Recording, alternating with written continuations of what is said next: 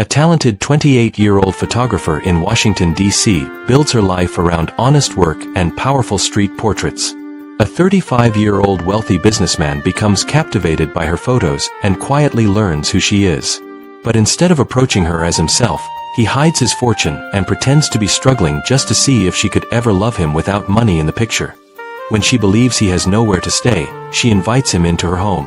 Their connection grows through everyday moments, deep talks, and the kind of comfort that starts to feel like real love. Then one discovery changes everything, forcing them both to face what trust truly means. Chapter 1. The Man Who Fell for a Photograph. I first saw her name on a small card next to a framed print in a gallery near DuPont Circle. The photo wasn't fancy. It showed a man selling hot dogs on a cold morning, steam rising like a quiet promise. The light was perfect, but what grabbed me was the feeling. Dignity, struggle, hope, all in one frame. She was 28, a photographer who chased real stories across Washington, D.C. Her work made the city look honest. Not just monuments and power, but people. And then there was him. He was 35, a rich businessman with the kind of life most people only imagine. He owned a successful company, wore watches that cost more than rent, and lived behind clean glass and guarded privacy. Yet in that gallery, none of that mattered. He stood still like the photo had pulled something out of him. He asked the gallery manager, a friendly woman who seemed to know every artist in town, for information. He didn't want to buy the whole exhibit. He wanted to know her, where she shot, what she cared about. What kind of person could see beauty in a freezing sidewalk? That night, he made a decision that would change both their lives. He would meet her, but not as a wealthy man. He would meet her as someone with nothing. Chapter 2. A Poor Lie in a Rich City. A week later, he found her the normal way, not through assistance or invitations. He showed up at the same coffee shop she visited after early shoots, the kind with big windows and scratched wooden tables. He introduced himself with a simple smile and a name that meant nothing in business circles. No last name that opened doors. No mention of his company. No hint of the world he came from. She didn't fall for money, because she never saw it. She saw a man who listened when she talked about light and timing, who asked about her favorite neighborhoods, who laughed at her stories about missed shots and perfect accidents. Over time, he shaped the lie carefully. He said he was between jobs. He said rent in D.C. was brutal. He made it sound like he was trying, but life had him cornered. One afternoon near a metro entrance, he let the last part slip. He told her he didn't really have a place to stay. Her face changed fast, concern pushing past caution. She wasn't naive. She was kind. She asked questions, made sure he wasn't dangerous, and still, she offered what she had. "You can stay in my guest room," she said. "Just for a bit, until you get steady." He acted surprised. He acted grateful. And I remember thinking, even then, that the city around them was loud with sirens and traffic, but the quiet choice she made was louder than all of it. Chapter 3. The House Where Feelings Developed. Living under the same roof changed everything. Her row house wasn't big, but it had warmth. Prints leaned against walls. Camera gear sat neatly stacked. The kitchen smelled like coffee in the morning and garlic at night. It was the kind of home built by effort, not inheritance. He played the role of a struggling man well, but the truth leaked out in strange ways. How he folded his jackets like he'd been taught by someone paid to teach him. How he stayed calm under pressure. How he knew the right words in hard conversations. She noticed, but she didn't accuse. She simply learned him. Day by day, he helped her carry equipment.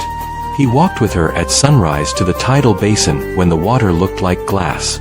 He held umbrellas over her camera when the rain came down without warning. He listened as she edited photos late into the night, and when she doubted herself, he pushed her back toward her own strength. In the soft space between friendship and love, they found each other. One night, after sharing tea at the kitchen table, she told him about her biggest fear. Loving someone who only liked the version of her that served them.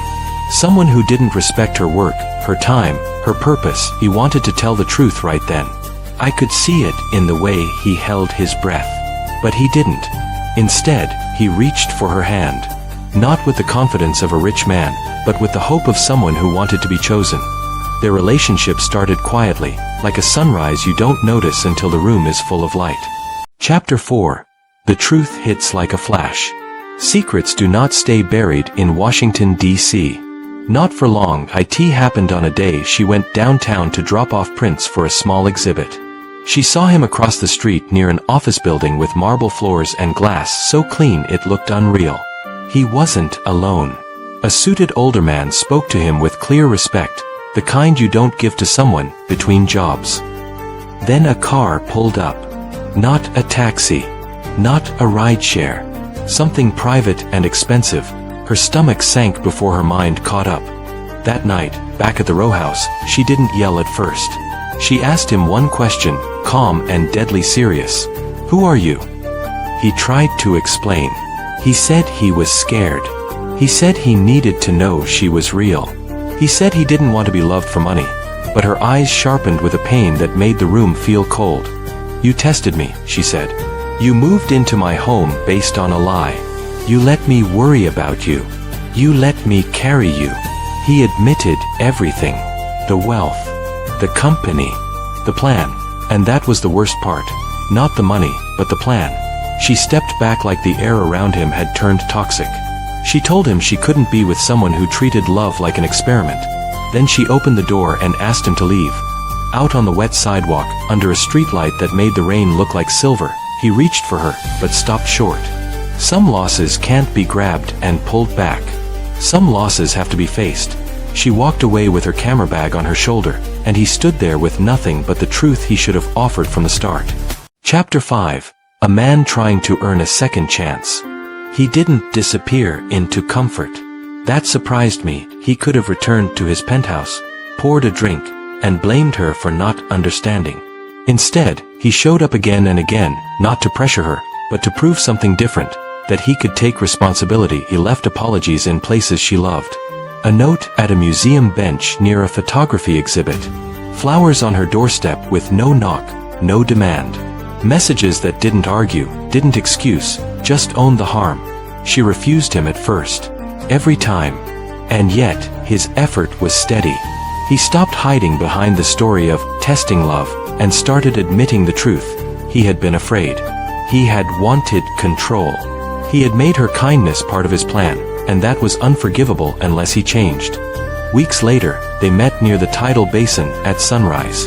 The city was quiet, as if it was giving them room. He didn't ask for her love.